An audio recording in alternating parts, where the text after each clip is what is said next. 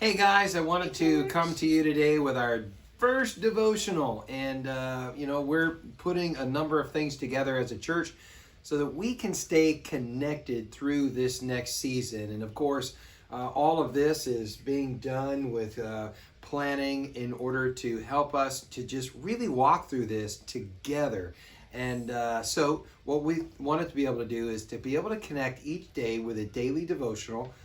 One of our staff, myself, Becky and I, we're going to do it today for the first time. And each day a different pastor is going to take this and present a devotional. And you can look forward to that.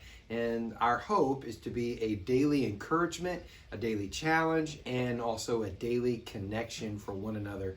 Because we're going to be walking through this for a number of weeks. And we want to make sure that we are staying close. We don't want to grow apart by any means.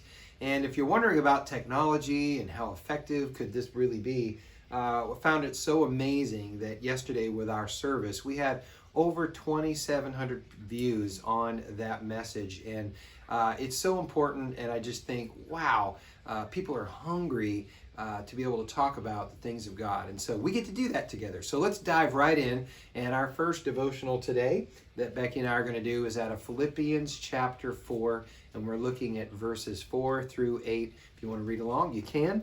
And it says this: Rejoice in the Lord always. And he says, I'll say it again, rejoice. Let your gentleness be evident to all. The Lord is near.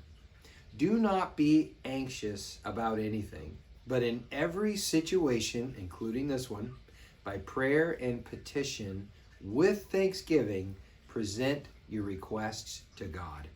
And the peace of God, which transcends all understanding, will guard your hearts and your minds in Christ Jesus. Boy, do we need that ever today like never before. Finally, brothers and sisters, whatever is true, whatever is noble, whatever is right, whatever is pure, whatever is lovely, whatever is admirable, if anything is excellent or praiseworthy, think about such things. So I love how Becky has thought about this list. Becky, why don't you tell us how you were thinking about this set of verses? Sure, I'd love to. First of all, I want to say I miss you and I love you. Okay, so here we go. I like to think about when I encounter a difficulty or circumstances that are pressuring and seem like a trial. I like a to-do list. It helps me to know what my steps are. And I'm so grateful because Scripture does that for us. It redirects our thinking and it gives us something to do. And here's the first thing we get to do: rejoice in the Lord always. We get to rejoice. Why? You belong to Him. Yeah. I belong to Him. That's right. And it says the Lord is near. He's not far from us, my friends. He's near. So we can rejoice. Yeah, absolutely. He's actually with you right now. And if we will watch, we will begin to learn about how present God is with us through this time. He's not going to grow further away. Right. We're going to learn how to actually recognize His presence with us even stronger because He's absolutely with us. Yeah. What else? So number 2 on my list is do not be anxious. And I love this because this is permission from God not to worry. Yeah. Right? And my go-to emotion often is anxiety. But here, when I hear these words, be anxious and nothing, I take God up on it. And you can too. Yeah, that's good. Yeah, definitely. No, I'm good. You go to the next one. What else is on your Number 3 list? is pray. We get to tell God about it. We get to present our petitions to Him, our requests to Him, and we work it out with God. We converse with Him. Yeah. We tell Him all about it. Yep, I love it because, when we go before the Lord, and I want to remind us all of this, I want to challenge us with how we think about prayer. So often we think, I'm just saying some words. No, you're not. You are literally stepping into the presence of the living God, and you are asking in faith for the presence of the living God to do something powerful and divine and to intervene into your situation. And that is exactly what God is already working to do in our lives. You need to think of that as a personal, one-on-one, eye-to-eye conversation that you're having with your Father in heaven. And man, does he want to have that conversation. And so, yeah, it's powerful. That's what prayer really is. And that's my challenge to every one of us, is to engage in that every single day.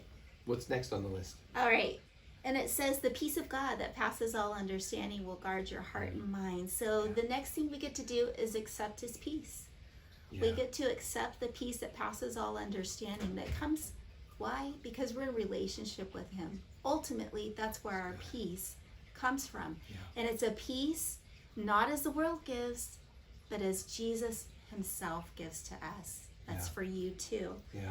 And then finally, it says, think about these things. Whatever is lovely, true, and noble.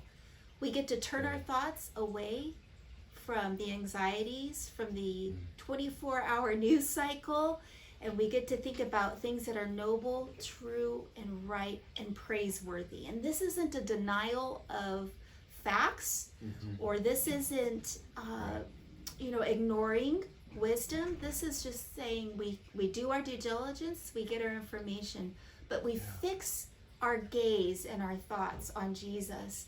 And we fix our eyes on things that are noble and true and bring peace, and also inspire us to be noble ourselves towards our neighbors and our family, and to rise up and to seize this moment like you've talked about. That this moment's not too big for us. That's right.